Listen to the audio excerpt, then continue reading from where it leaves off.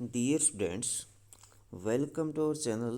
Today we will study worksheet number 26. सामाजिक विज्ञान कक्षा 8 भारतीय संविधान पाठ 1 से टॉपिक लिया गया है।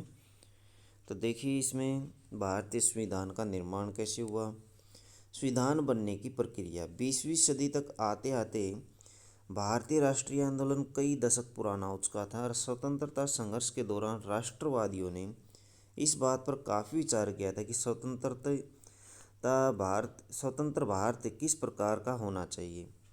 ब्रिटिश शासन के अंतर्गत उन्हें जिन नियमों को मानना पड़ता था उन्होंने खुद नहीं बनाए थे।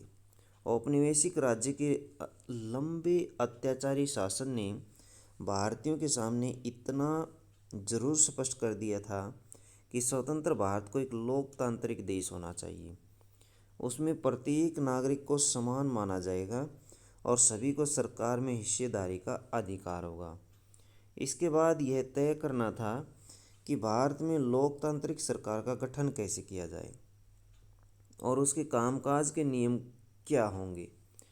यह काम किसी एक व्यक्ति के बस का नहीं था।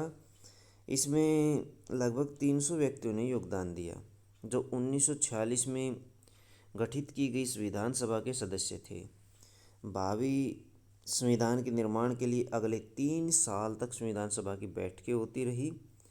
क्या हुआ, 300 लोगों की समिति गठित करी गई 1946 में संविधान सभा बनाने के लिए। संविधान सभा बनाई गई और संविधान सभा की बैठकें लगातार होती रही 3 साल तक। संविधान सभा के प्रारूप समिति के अध्यक्ष डॉक्टर भीमराव अंबेडकर थे। इसके जो अध्यक्ष थे, प्रारूप समिति के अध्यक्ष, वो डॉक्टर भीमराव अंबेडकर थे। संविधान सभा के इन सदस्यों के सामने एक बड़ी जिम्मेदारी थी। हमारे देश में कई समुदाय थे, उनकी न तो भाषा एक थी और न धर्म एक था और न ही संस्कृति एक जैसी थी। तो सबकी अलग अलग संस्कृति और धर्म था।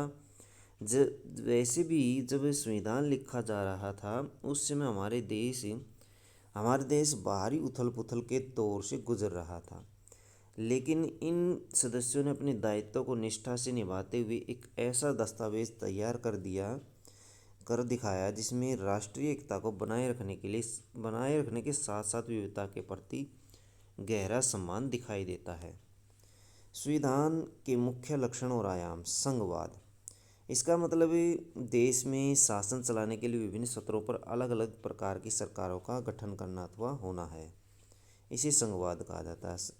संघवाद के अनुसार हमारे देश में 3 स्तर की सरकारें चलती हैं या 3 स्तर पर सरकार काम करती है। पहला राष्ट्रीय स्तर होता है जिसे केंद्रीय सरकार कहा जाता है।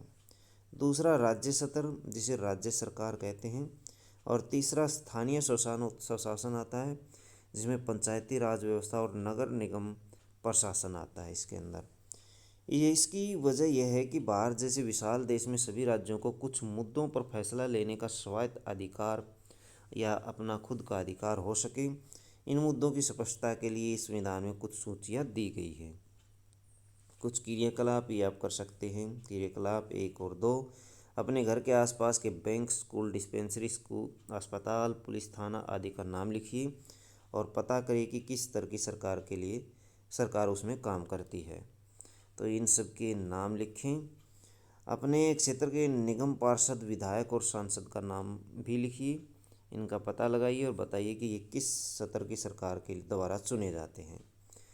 पार्षद जो होता है और विधायक होता है और सांसद होता है। पार्षद जो होता है वो इसमें तीसरे सत्र में आता है।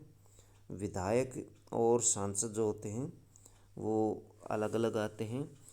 ये इसमें सांसद जो होते हैं राज्य सत्र में आते हैं और विधायक केंद्र सत्र पर आते हैं।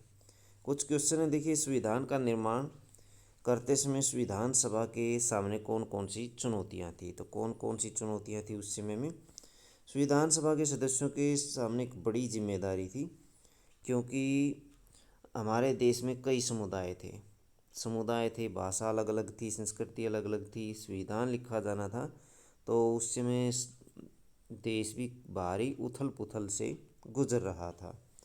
तो ये वाली लाइनें आप इसमें लिखेंगे। उसके बाद है क्वेश्चन नंबर 2, संघवाद से आप क्या समझते हैं। तो संघवाद की परिभाषा ये दी हुई है, संघवाद अलग अलग स्तर पर अलग अलग सरकार चलाना। हमारे देश में कितने स्तर की शासन व्यवस्थाएं हैं, 3 स्तर की शासन व्यवस्थाएं हैं। तो 3 स्तर की शासन व्यवस्था ये आप इसमें राइट करेंगे। क्वेश्चन नंबर 4 है, हमारे देश के लिए संघवाद की व्यवस्था महत्वपूर्ण क्यों है। महत्वपूर्ण क्यों है, इसकी वजह यह है, तो ये वाली वजह लिख देंगे आप। तो ये इसका आंसर है। तो बच्चों ये थी आपकी एसएसटी की वर्कशीट। वीडियो अच्छी लगे तो लाइक करें, हमारे चैनल को सब्सक्राइब करें।